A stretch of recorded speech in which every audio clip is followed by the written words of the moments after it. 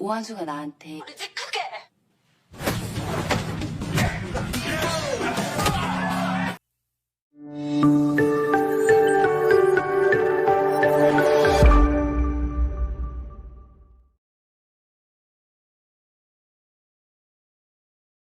Setelah mengetahui tentang kebenaran yang disembunyikan oleh Hwain Group, Du-yong pun bergerak mencari bukti yang lain. Du-yong kemudian diam-diam masuk ke ruang pengawasan CCTV dan menyalin rekamannya. Di sini, Du-yong hampir saja ketahuan pengawal yang lain. Setelah itu, Du-yong dipanggil oleh Kim Yong-kuk. Yong-kuk merasa tidak terima, karena pengawal seperti Du-yong ikut campur dengan urusannya. Du-yong menjawab, jika keselamatan keduanya adalah prioritas bagi Du-yong. Untungnya, Kim Yong-kuk memahami hal itu. Kim Yong-kuk meminta Du-yong untuk tidak terlalu keras kepadanya. Di malam harinya, Du-yong tengah menelusuri rekaman yang telah ia salin. Di sini, ia melihat jika Pak Park tengah memasukkan uang senilai 1 miliar bersama dengan Kim Yong-kuk. Kim Yong-kuk meminta Pak Park untuk segera menyelesaikannya. Du-yong pun mulai curiga dengan hal tersebut. Sedangkan di sisi lain, pimpinan Park atau mertua Wan-su berniat ingin memecat Wang-su dari yayasannya. Ia kemudian meminta Pak Han atau sekretarisnya untuk membuat Wan-su pelan-pelan mengundurkan diri. Wan-su yang mengetahui jika dirinya diminta untuk mengundurkan diri pun akhirnya membuat balasan. Ia memberitahu media jika suaminya telah berselingkuh. Bahkan, sang suami sampai memiliki seorang anak haram dari hasil perselingkuhan. Setelah artikel itu keluar, Hwain Group pun langsung mendapat masalah. Dikarenakan hal itu membuat citra Hwain merosot.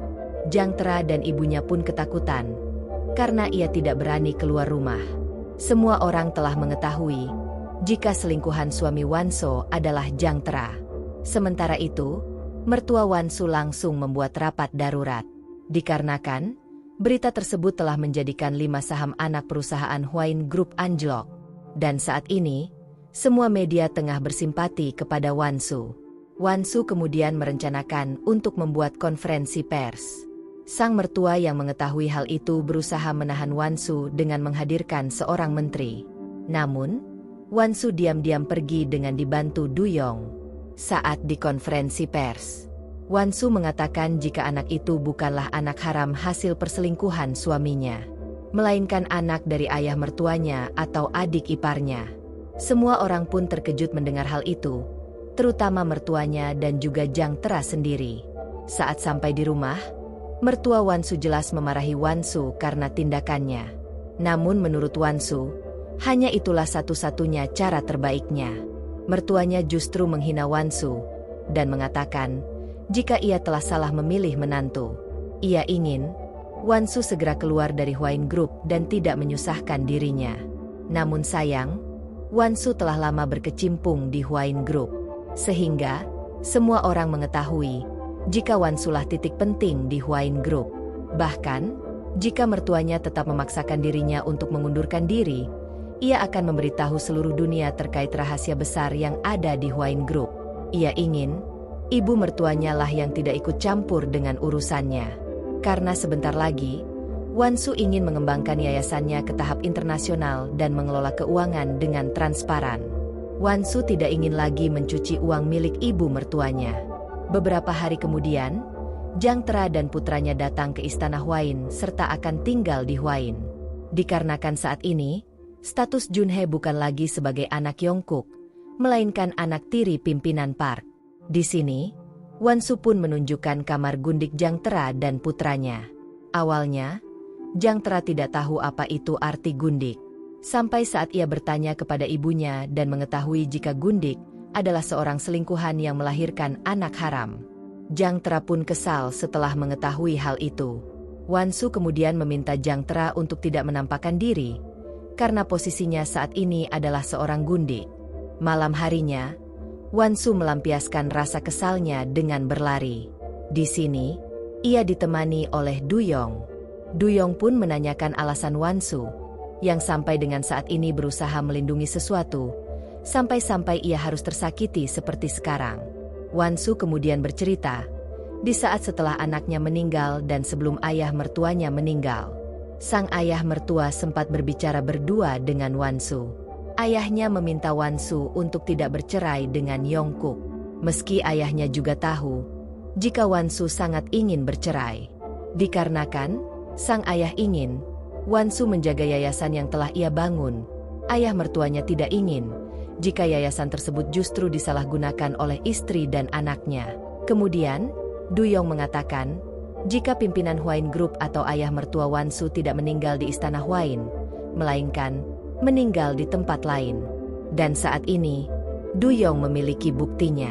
Wan-su yang mendengar hal itu pun kaget, karena yang ia tahu, jika ayah mertuanya meninggal karena serangan jantung dan meninggal di istana utama Hwain Group. Du-yong juga mengatakan, jika rekannya meninggal karena ia mengetahui hal tersebut. Ia pun yakin, jika orang yang membunuh Ji Hyuk adalah orang yang sama dengan orang yang membunuh pimpinan Hwain Group, di mana pembunuh itu adalah pembunuh bayaran yang diminta oleh salah satu orang yang ada di Hwain Group. Di keesokan harinya, keluarga Kim Yong-kook tengah mengadakan suatu pesta. Saat itu, ibu mertuanya membeli sebuah anggur yang sangat mahal untuk ia berikan kepada menantu keduanya dengan dititipkan Wan-su. Dan saat Wan-su hendak memberikan anggur itu, ia berpura-pura menjatuhkannya karena malas menerimanya. Setelah itu, Wan-su pun datang ke acara pembukaan cabang yayasan yang baru. Di sana, Wan-su tidak sengaja memakai baju yang sama dengan ibu mertuanya. Di sini, mereka pun terpaksa harus menunjukkan kedekatan di antara keduanya. Malam harinya, ibu mertua Wang-su pun melampiaskan kekesalannya dengan melawan semua pengawal. Tentu saja, para pengawal hanyalah berpura-pura kalah. Berbeda dengan Du-yong. Pimpinan Park justru merasa kagum dengan wangi Du-yong yang menurutnya terkesan manis. Du-yong kemudian merendah dan mengatakan, jika dirinya hanyalah mantan polisi yang besar di keluarga sederhana. Setelah itu, kepala Park pun memiliki ide supaya Wan-su tidak lagi membantah ucapannya. Ia mengajak Wan-su bertemu dan mengatakan kepada Wan-su, jika selama 10 tahun terakhir, Wan-su belum mengunjungi ibunya. Tanpa Wan-su ketahui, ibunya saat ini berada di rumah sakit jiwa dan hampir saja sekarat. Jika semua orang tahu, Wan-su telah menelantarkan ibunya di rumah sakit jiwa, maka Wan-su akan ada di situasi yang sulit. Ibu mertuanya ingin Wan-su pergi ke rumah sakit jiwa untuk menjaga ibunya di saat-saat terakhirnya. Setelah itu, Wan-su pun pergi ke rumah sakit jiwa dengan diantar kakaknya. Menurut kakaknya, saat ini ibunya tidak lagi mengenali wajah anak-anaknya. Saat Wan-su sampai di rumah sakit jiwa, Wan-su mengatakan, jika tempat itu justru terlihat seperti penjara. Baru sebentar Wan-su masuk ke dalam kamar ibunya, Du-yong mendengar dari luar, jika Wan-su berteriak dan memanggil-manggil nama ibunya.